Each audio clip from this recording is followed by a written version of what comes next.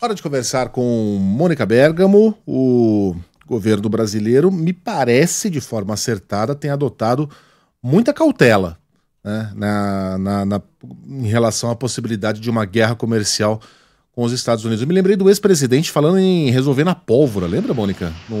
Foi uma pendenga parecida, aí o Bolsonaro falou, não, a gente que, se não der certo, a gente vai resolver na pólvora. Eu vou ver exatamente. Era com a Venezuela? Com quem era? Não, com os Estados Unidos. O quê? A Venezuela a gente pode até conseguir, se bem que eu acho que o exército venezuelano é bem equipado. Não, eu acho que não. Mas era com os Estados Unidos, Mônica. Eu vou ver aqui exatamente o que é, mas nós, neste instante, estamos cautelosos. Pois é, o Megali, o governo brasileiro está em uma encruzilhada agora, né, buscando como responder ao Donald Trump, que taxou o aço e o alumínio. Cumpriu a sua promessa, né, cumpriu aquele anúncio que ele fez, 25%, uma pancada, e o governo quer dar uma resposta, mas não quer, ao mesmo tempo, provocar uma guerra comercial, quer dizer, quer fazer algo que seja simbólico, para não parecer que nós estamos de cabeça baixa, mas, ao mesmo tempo, quer fazer algo que não provoque o Trump, porque há o temor, né, não apenas de que se comece uma guerra comercial direta contra os Estados Unidos, ou seja, o Trump fez essa taxação contra todos os países que exportam para o mercado norte-americano. Ele falou que qualquer aço que entrar lá vai ter essa taxa de 25%. Não é nada específico contra o Brasil. Então o Brasil tem que calibrar essa resposta para que ele não vire o seu canhão contra o Brasil, né? Agora, há um temor também, porque não é só os Estados Unidos. Eu conversei com uma autoridade que falou, Mônica, se isso vira uma guerra comercial forte, entre a Argentina, que está 100% alinhada aos Estados Unidos, entre Israel, que está 100% alinhado aos Estados Unidos, entre a Arábia Saudita, quer dizer, entre uma série de países com os quais o Brasil mantém uma relação, apesar de divergências políticas, uma razoável relação comercial. A gente viu aí, né, Megali, você me mandou aqui um texto da Fiesp lamentando essas medidas dos americanos e lembrando, né, que muitos produtos norte-americanos entram no Brasil com alíquota praticamente zero, sem taxação, e isso facilita as coisas para a indústria brasileira, que importa esses produtos mais barato. Então o Brasil vai retaliar na mesma moeda e vai encarecer os produtos para a indústria brasileira e, portanto, provocar inflação aqui dentro? É muito difícil a situação, né? As opções para se dar uma resposta sem irritar muito a fera, vamos dizer assim, não são muitas. Uma delas era de taxar plataformas digitais, isso eu publiquei ontem na Folha de São Paulo, né? Taxar plataformas digitais era uma ideia que estava em estudo no Ministério da Fazenda e em outros ministérios, mas ela foi abortada, né, por interferência da ala política e especialmente da área de comunicação do governo, né, que está atenta às repercussões que uma medida dessa poderia ter nas redes sociais. Quando se fala a palavra taxar junto com plataformas digitais, cria-se um ambiente para uma série de reações e fake news que, neste momento, o governo quer evitar. Então, essa medida de taxar plataformas, por exemplo, Megali, para a gente dar um exemplo aqui, é uma medida que está há bastante tempo em estudo no governo, né?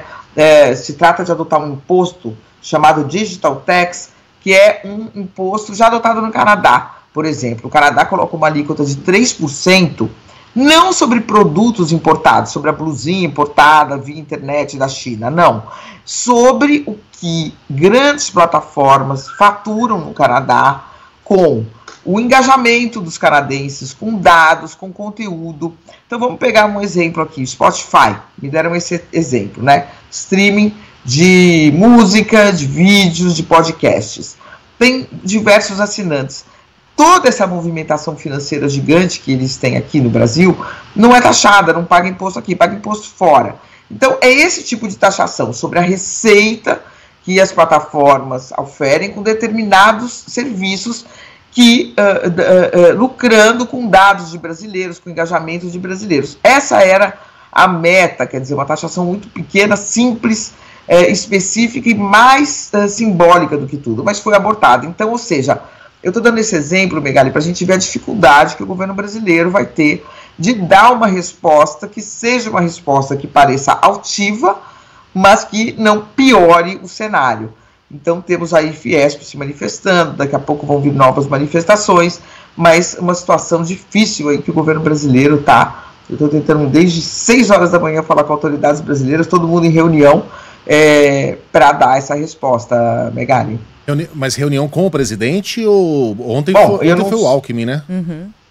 Alckmin, todo mundo se falando e discutindo como dar essa resposta. Agora chegou a hora de responder, ou de não responder, né? O Brasil também pode optar por esperar um pouco mais para estudar os impactos, negociar cotas para o nosso aço, que excepcionalidades, a taxa de 25% para todo mundo, mas para o Brasil é menor.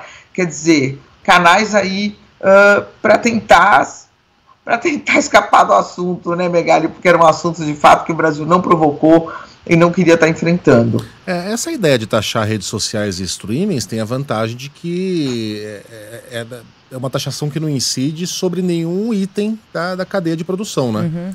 Você taxa o alumínio, você está taxando os carros também. Se você taxa o Trump já falou que semana que vem vão ser os chips. Você está falando de celulares, de equipamentos eletrônicos, televisores, quer dizer, você vai, né, em cascata incidindo sobre tudo. As redes sociais têm essa vantagem, não incidem sobre nada. Sim, sobre receita das plataformas com determinados serviços. Quer dizer, não é nenhum produto que o brasileiro compra e vai ter que pagar mais por isso. Agora, esquece, tá? Pela movimentação que eu percebi ontem, essa matéria ficou 4 horas no ar, sem nenhuma contestação, e de repente começa uma movimentação ali, que eu entendi que era da área de comunicação, e a coisa, não, essa aqui não dá. Então, ou seja, tudo que você propuser vai ter um efeito, uma consequência. Nada vai passar totalmente em branco. Então, como fazer isso, né, Megali? Como fazer isso é um quebra-cabeça aí, um desafio grande, né? Muitas coisas à mesa, mas qual delas vai ser pensada para ser usada como resposta é o que o governo deve estar decidindo nesse momento. Mônica, o ano era 2020, o mês era novembro. O então presidente falava sobre ameaças, né, de barreiras comerciais que o Brasil vinha recebendo devido às queimadas na Amazônia. Ele estava ao lado do então ministro de Relações Internacionais, Ernesto Araújo. Aspas.